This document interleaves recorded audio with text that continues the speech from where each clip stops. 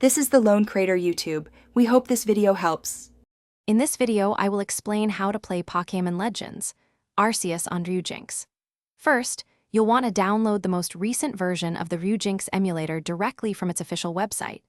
Next, legally obtain your Nintendo Switch firmware and product keys. These are crucial for the emulator to function correctly. Finally, open Ryujinx and navigate through its settings to configure them for the best possible performance and graphical fidelity on your system. This initial setup is key for a smooth experience. Once Ryujinx is set up, the next step is to add Pokémon Legends Arceus.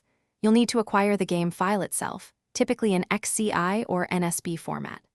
After obtaining it, simply drag and drop the game file directly into the main Ryujinx window to install it.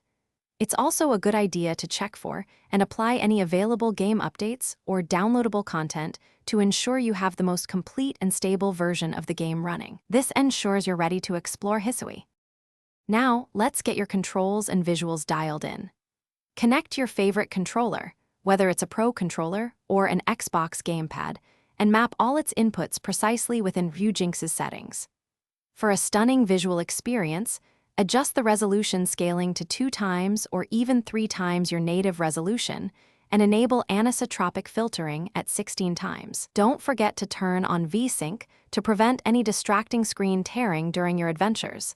These adjustments make a huge difference. To ensure the smoothest gameplay, there are a few more optimizations.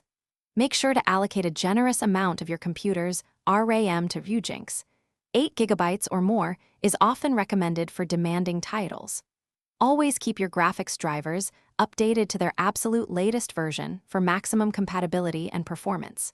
If you encounter any issues, the Ryujinx community forums are an excellent resource for troubleshooting and finding solutions. Enjoy your journey through the Hisui region. Thanks for watching. Consider subscribing if we helped you.